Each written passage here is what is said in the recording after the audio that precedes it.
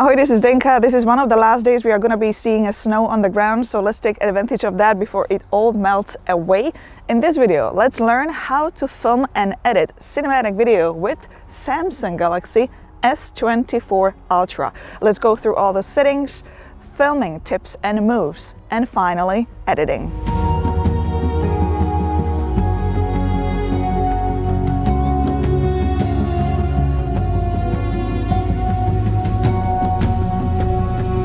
I would like to mention that I have created a PDF file with all the camera settings. You don't need to write down anything, you just can enjoy watching the video. It will be linked below the video in the video description. It's completely free, you can grab it there. As this is a brand new phone, some of the things have changed in the camera settings. Let's actually dive into camera settings first. First of all, I am not going to be filming just in a regular video mode. Today I would love to film in manual mode with the help of ND filters. So I'm gonna go straight to Pro Video. This is where you can set up everything manually. And first, like I said before, let's just dive into camera settings. So I have video stabilization enabled. Let's go to advanced video options. The format I'm going to choose is HEVC, which is a high efficiency. It will prioritize video quality. High bitrate videos I have also selected. I am not going to select HDR10 plus videos today. I simply prefer the look without the HDR10 plus. Zoom in mic I have disabled. I don't like when I zoom in getting a little bit louder sound, so I'm gonna stay away from that. 360 audio recording I'll just keep on, even though I'm not gonna be using any Bluetooth headphones with it. So let's go back to camera settings. Below the advanced video options we have tracking out of focus. I'm gonna keep that off for now because I will be using telephoto lens to achieve a very different look. Grid lines I have enabled, location tags I have enabled. Look at these settings to keep. I highly suggest to turn everything on. If you're gonna close the camera app and then open up again, all the settings you were using last time will be already there. So very simply, let's keep everything on. Let's go through the settings now in Pro Video mode. Right now, the resolution is 16:9. That is a standard resolution. I would like to get the cinematic look, so I'm going to change that to 21:9. And as you can see, I'm already getting very wide look. Now, I am going to choose to film in 4K, which is UHD at 60 frames per second, because I can also record the sound and I can slow down some of the parts of the footage in the post. I will be also filming few clips today in 8K, but I will show you that a little bit later. Let's just keep it now at Ultra HD or 4K at 60 frames per second. Microphone I'm going to leave on Omni, even though I'm not gonna really record the sound today. White balance, I will choose 5500K, which is a daytime. I will get the same colors no matter where I will be filming. Focus I am going to keep on center. Speed I have to double 60 frames per second, so I will be using 1/20th a second. So I'm going to bring it down. The closest I can get here is 1/125th. On my other camera I can do 120, but here I can do 1/125th. And ISO I am going to bring down to 50. Now, as you can see, the footage is very much bleached out, so I have to use an ND filter. I'm using a special case from Freewell, which allows me to just add magnetic filters. As these are not variable ND filters, you have to choose the shade which works for you. I chose ND32 based on these lighting conditions, and this is how you just snap it on. There, it's all magnetic. It works very well. So now when I'm looking around, I can see that on the histogram, everything is nicely in the middle. Nothing is really overexposed or underexposed. This is the picture I am going to go with. S24 Ultra has amazing stabilization. I am going to be filming some handheld moves, but for longer moves where I have to walk ahead or sideways, and I don't want to move horizon, which I could move if I would be filming handheld. For the long shots, I will be using a gimbal. The choice of the gimbal is Hohem iSteady M6. That will help me to make sure that the horizon will stay always straight, no matter how many steps I will take forward or how many steps I will take sideways. A really helpful feature added to this phone is pause recording button. What it is used for, let's say I want to take one shot of me walking through the gazebo right here, but I might not do it for the first time. So as I'm filming, I can just simply press record, do the take, hit pause, redo the take again, keep recording. Once I am done, and the video. And now instead of two separate files, I actually have one long file with those takes. Now is the time when I'm going to be filming one clip in 8K to show you how you can use it in your footage, in 4K footage.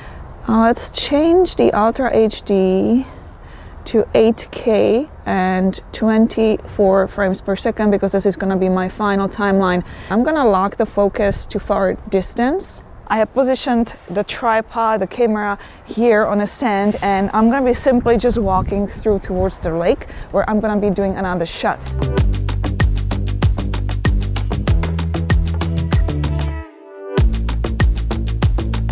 I'm still keeping the same 8K resolution because this is a continuation of that shot as I'm walking towards the lake. The gimbal is sitting right here, so all I have to do now is lock for the far distance. I don't want the focus to change much. I'm still keeping the wide angle lens, and I'm gonna walk in a few times.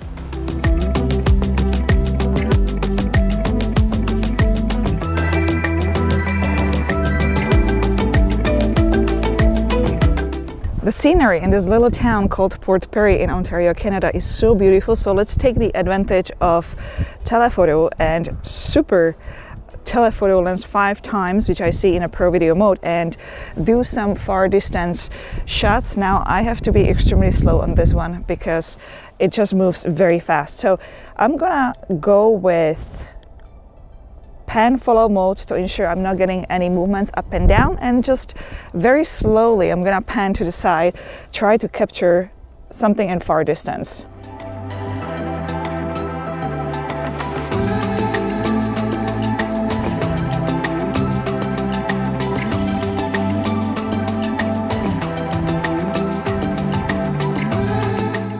This view right here offers really nice view, those trees there with the line of the lake.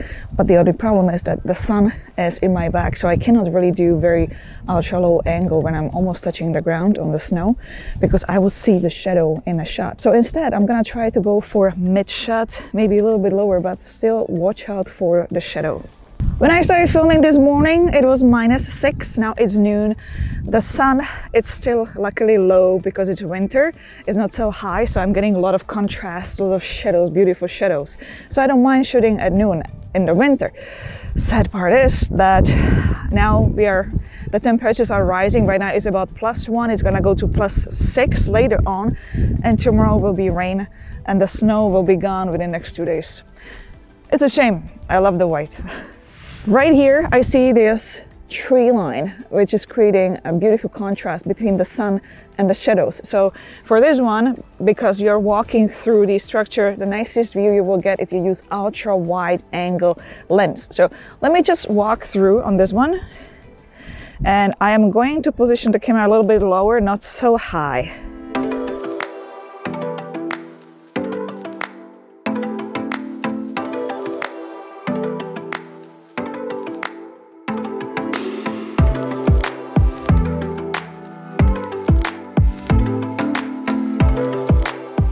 I'm getting to the official beach now, and I'm getting a lot more details, a lot more structures. So again, I'm taking advantage of the big contrast between shadows and highlights. So I'm looking for big areas where I can get a big contrast. Now, if I'm gonna be filming just with regular wide angle lens, fine, I might get some detail, but I'm gonna go with actually ultra wide angle lens. And I will make sure to bring the view kind of the boats in the middle of the screen.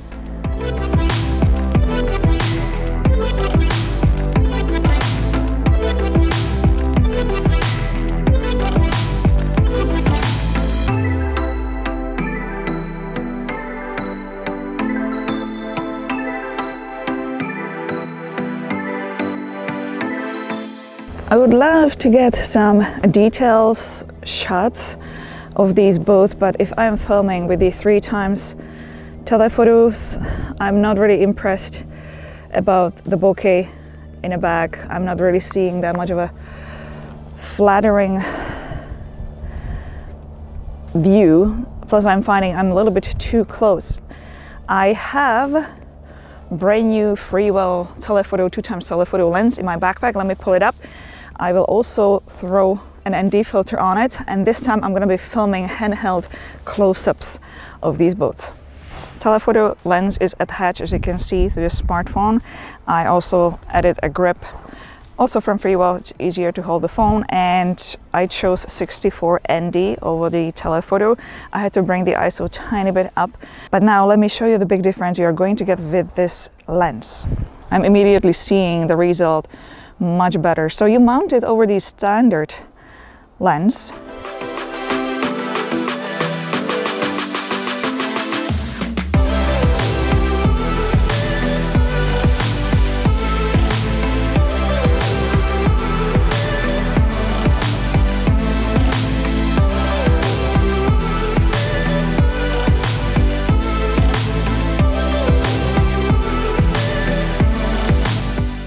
I'm going to continue filming with the telephoto lens.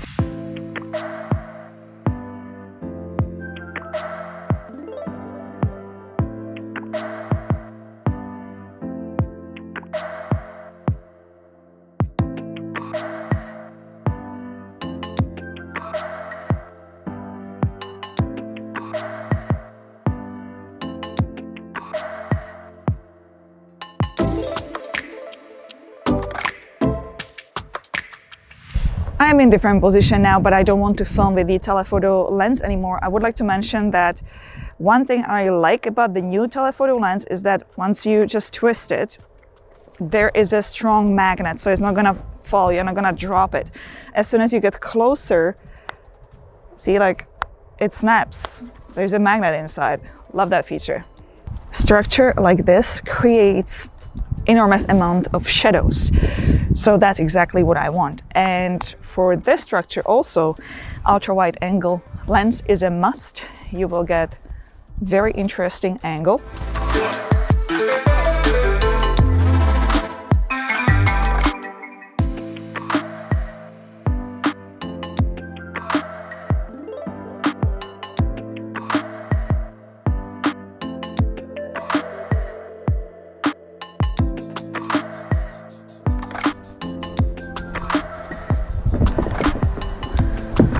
Luckily, I'm slim enough to go through.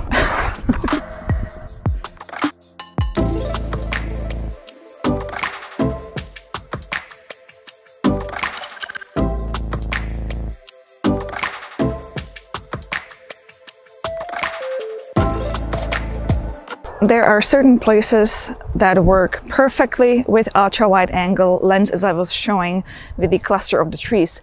But there are places where you simply rather use standard lens. Also take advantage of the telephoto 3x zoom in and extreme or super zoom, super telephoto view. Try it a few times, got the right word. But now I'm just going to film with wide angle, which is a standard lens, to show off the whole park. Then I will go with 3x telephoto to show you what you can get when you have the sun in a kind of in front of you, facing you.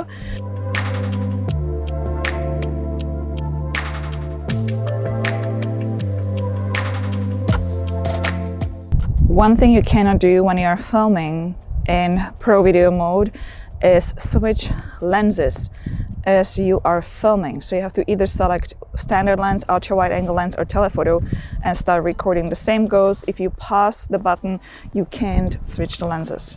And I am going to close it off with just a standard shot going through the park. I'm filming with ultra wide angle lens. I might be using this shot, I might not be using this shot, but it's better to have more clips than you actually need.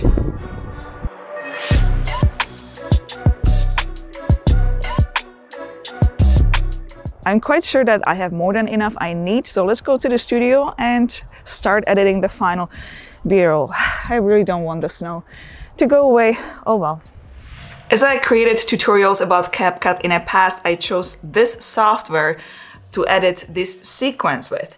Now I'm looking at the timeline. So first of all, the final timeline is going to be in 24 frames per second. So let's look at my settings here. Aspect ratio, I have chose to go with original because we want that wide cinematic look. Frame rate, I went with 24 frames per second, and color space, I just left at Rec 709.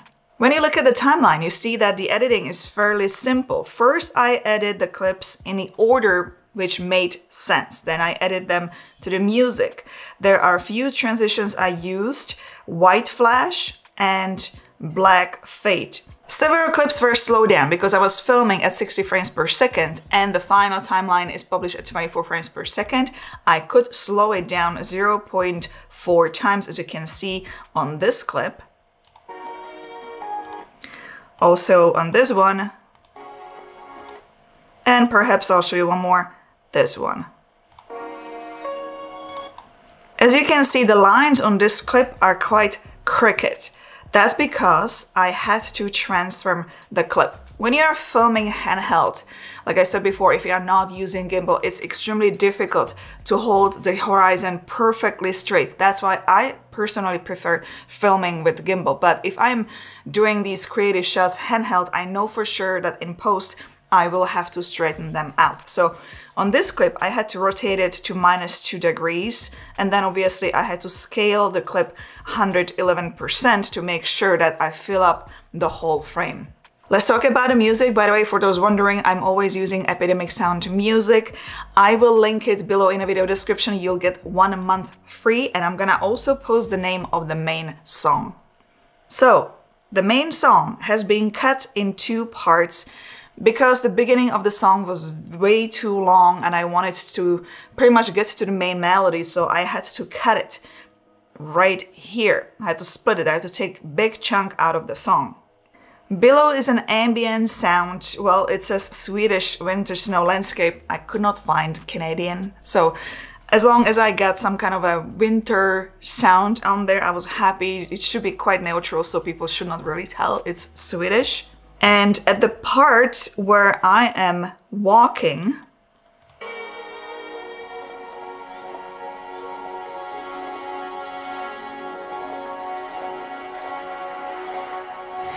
I added snow footsteps. Now, some of the footsteps were quite loud, so I had to use keyframes to bring the volume down a little bit, like especially this part. Let me just zoom in onto the timeline. As you can see, there are keyframes where I brought the volume down. Last step for me was color grading all the clips, and I was using my latest LUT set, which I created specifically for Samsung lines of phones. Again, all will be linked below, including the gear I was using in today's video. As you can see, it's a very simple timeline. When I was ready to export the video, I exported it in 4K. Bitrate, I selected higher. And frame rate again was staying 24 frames per second. So let's play the final cinematic sequence.